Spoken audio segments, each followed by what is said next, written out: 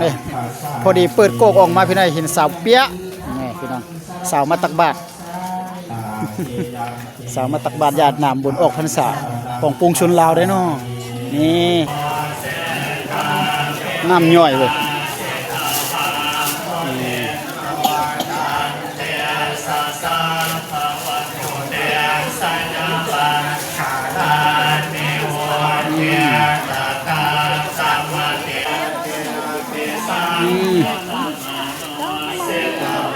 ตักบาตรพี่น้องเข้ากล้องน้ำเด้อบุตรคนก็ได้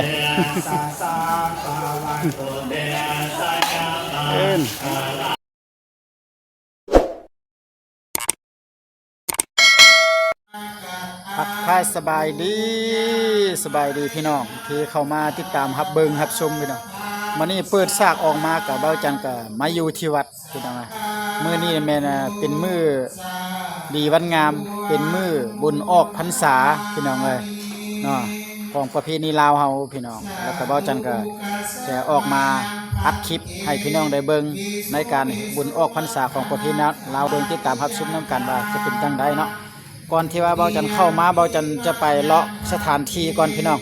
รอสถานที่บนที่ว่าเขาไปตักบาตรมันมีจักอุ๋งแล้วมีจักอันเนาะเขาก็จะไปเบิ่งก่อนพี่น้องแล้วก็จะถ่ายบรรยากาศอยู่ในวัดนาสลาเมืองไซธานีนครหลวงเวียงจันทน์เฮานี่พี่น้องเป็นจังได๋ก่อนให้พ่อแม่พี่น้องFCหมดทุกคนไปติดตามรับเบิ่งนํกันเด้อพี่น้องเด้อไปพี่น้องไป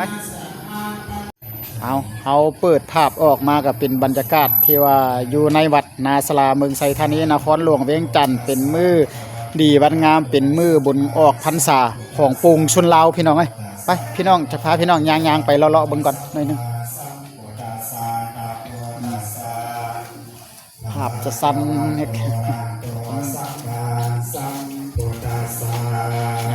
อันนี้เนี่ย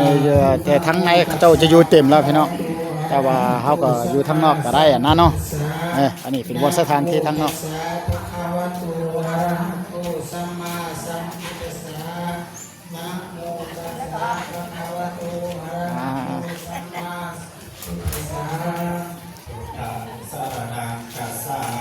สบายดีเขาไปเบิ่งทางนี้ก่อน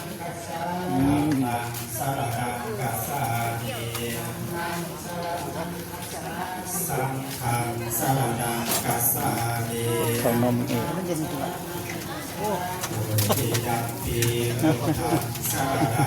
เธอแอป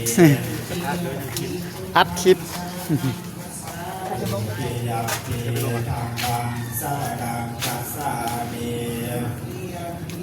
เอาเนี่ย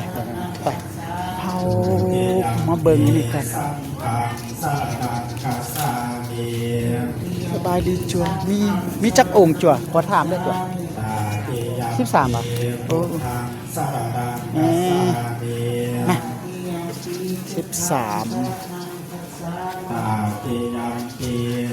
โอ้เนี่ยพอดีเปิดโกกออกมาพี่น้องเห็นสาวเปี๊ยะนี่พี่น้องสาวมาตักบาตร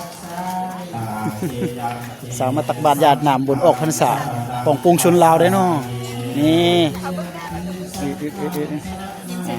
ยิ้มใส่กล้องแน่บางเธอกับพี่น้องฟังไทยก็จะสนใจกับประจักษ์พี่น้องเอ้ย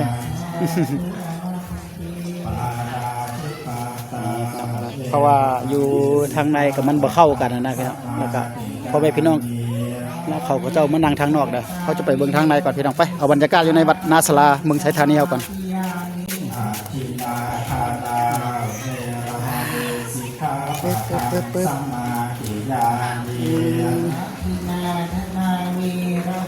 พี่น้องญาติขออนุญาตกันสุนิสาจาราเสรมาเนสิกาปะทานสัมมากิยามีนิสุนิสาจาราวิระมณีสิกาปะทานสัมมากิยามิสุราเกระยมัสสะปะมาทาทาเวรมณีสิกาปะทานสัมมากิยามิปัญจสิกขาปะทานิสิเตนะสุขติยันติเสตังโภคสัมปทา ตักบาทอ๋อไอ้ตักบาทนะ ตักบาท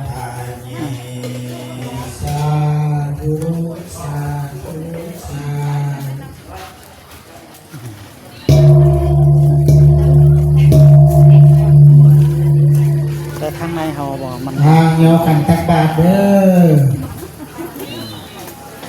อสุทินังวัตเมธานังทานังเมมี ทาริสุทังอาสาวะนั่ง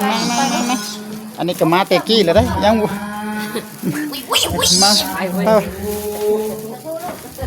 ไปตักไปถ่ายคลิปอยู่แล้วก็โอ้ยนี่ตื่นเบิ่งมาขออนุญาตนั่งข้างหลังก็ได้บ่เป็นหยังนี่พี่น้องเขาก็ยัง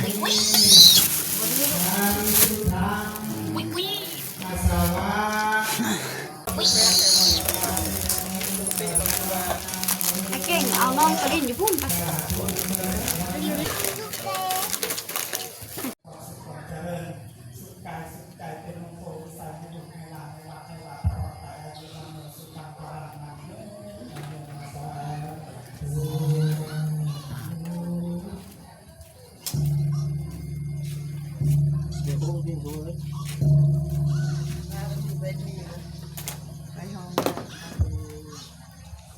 สาธุคุณทางทั้งหลายของพ่อของแม่ทั้งเมื่อในนี้เราที่จะให้แก่สรรพสัตว์ทั้งหลายทุกตัวงานทุกคน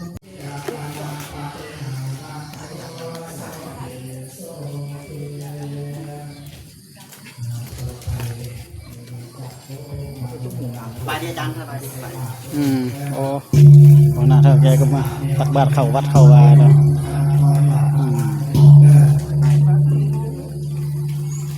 นั่นแหละว่า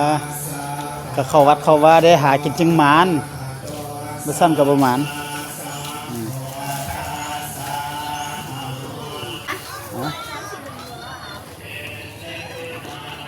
ไปตักไปให้พี่น้องบาทนี่นะแล้วก็ตักบาทหยาดน้ำเดี๋ยวได้บาทนี่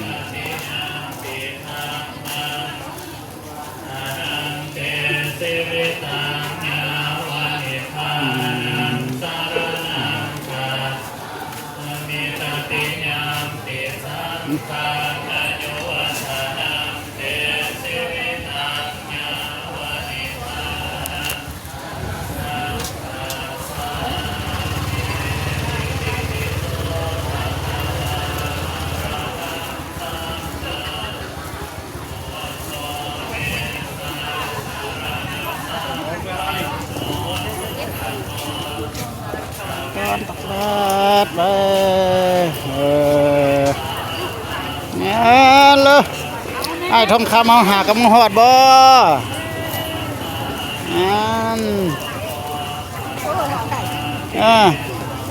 ถ่ายคลิปถ่ายทำก่อน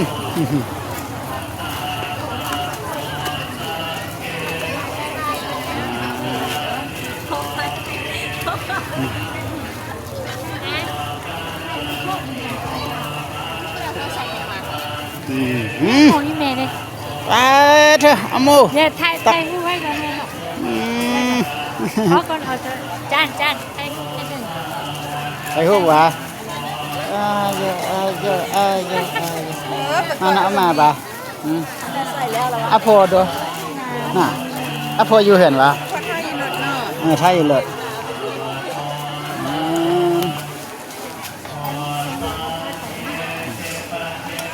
มา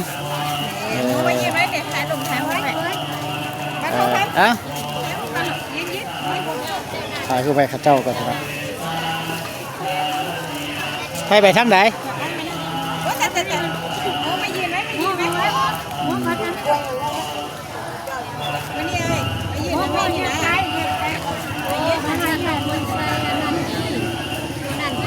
เด้อเบิ่งกล้องเด้อ1 2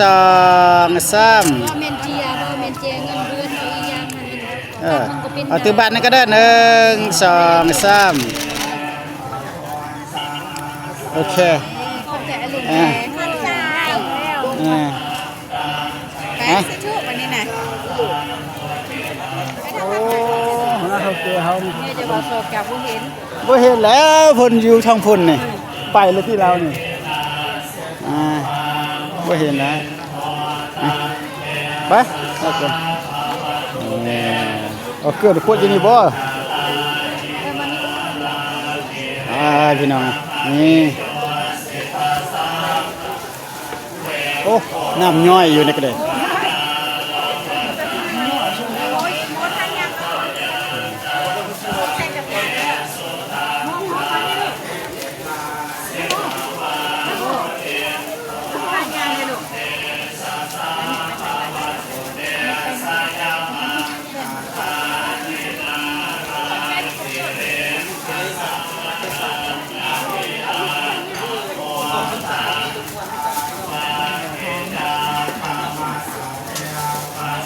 พี่น้องกำลังตักบาตรเลยน้ำย่อยเลย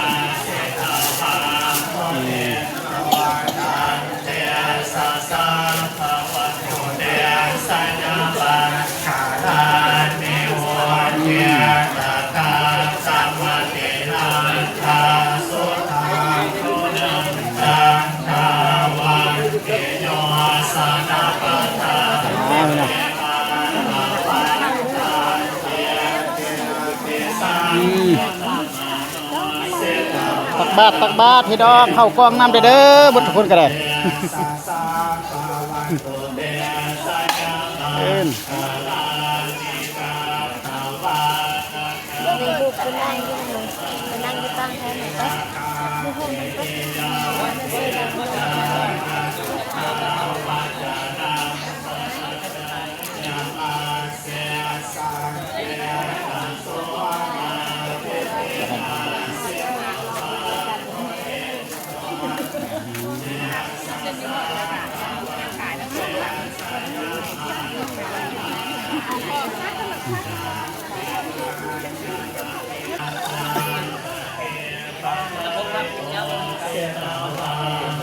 ห้องมันตักแล้วว่าได้หัวหน้าแต่เขาตักก่อนเนาะแต่น่าเขาตักก็ได้คนหลายคนถ่ายคลิปก่อนเด้อเบิ่งให้เด้อเอาถ่าย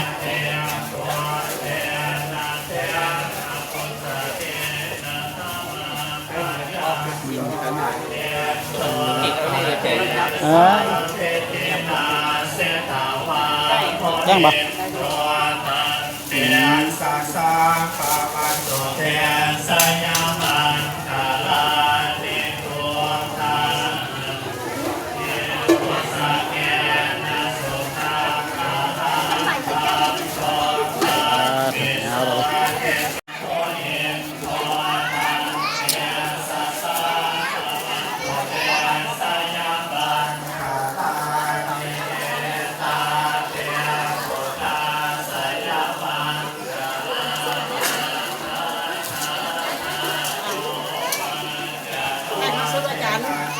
โอ้สบายดีหัวหน้าก็ผู้เป็นก็ถ่ายทอดสดตามเก่าตามเคยตะกี้หั่นแหละนั่นอยู่น้ำกันเด้เพิ่นบ่อยากอยู่น้ำเฮาเพิ่นหนีพายป้าเฮาอันนี้เราบำนาญแล้วยังคือฮอดเพิ่นอยู่ก็ได้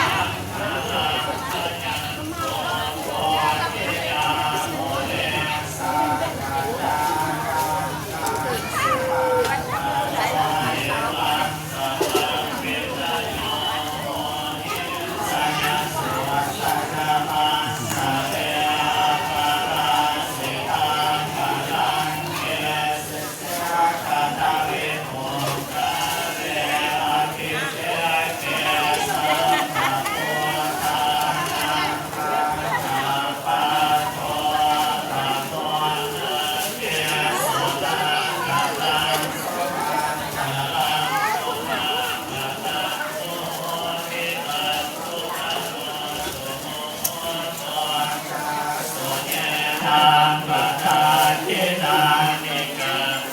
ปันตาลปันตาเทตาชาทิเนสาธุตีของเด้อผู้ใดนำไก่ของ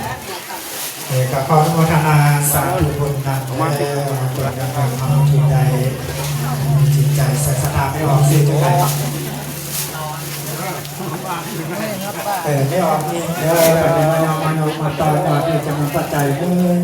50 ปันกีบราคาที่ตั้งYouTube เด้อไม่ออกนี่ประเด็นมมาต่อหน่อยอีกจำนวนปัจจัยเด้อ100,000 กีบราคาไม่ออกแสนเป็นเลยมาต่อยอดอีกจำนวนปัจจัย100,000 กีบราคาที่ตามมาด้วยไม่ออกไม่ออกแกวเด้อเป็นเลยมาต่อแนวนี้ล่ะบ่ มาวันที่วันศุกร์ สีอ่อนวงศาเด้อมันได้มีจิตใจใส่ศรัทธาได้มาต่อยอดเห็นต้นกระถิ่นจำนวนปัจจัย500,000 กีบเนาะสาธุขอให้เป็นทางแก้วทางทิพย์เด้อปราศจากโรคภัยไข้เจ็บเป็นโรคโปร่งใสให้ลูกให้หลานให้วันให้วัดตลอดไปอายุวันโนสุขังพลังมันเยืนสาธุแต่ก็ขออนุโมทนาสาธุบุญนำแม่ปู่สาเด้อมันเป็นมันยอมาดูมาต่อยอดที่จำนวนปัจจัย50,000 กีบเนาะสาธุบุญกำนำสู่ดูดีนี่แห่งเด้อเป็นทางเกี่ยวการคิดเดิมเด้อไม่ออกลาเด้อคนได้มายกมาต่อยอดอีกจำนวนปัจจัย50,000 กีบเนาะสาถูกก็เป็นทางเกี่ยวการกินกระบุกตกกระดงเป็นองค์โตของไซเลยจะเป็นเรื่องของการในหน้าที่การงานทุกสิ่งทุกประการด้วยเถิดสาธุแล้วก็ขออนุโมทนาสาธุคุณนำแม่ไม่ออกเส้นแม่เส้นหน้าเด้อคนได้มายกมาต่อยอดอีกจำนวนปัจจัย50,000 กีบเนาะสาธุบุญกรรมนำสู่กันเป็นทางเกี่ยวทางคิดจะในเด้อกินจะบกตกจะลงอายุวันโนสุขังพลังมันเนาะสาธุลาหน่อยชื่อจังไง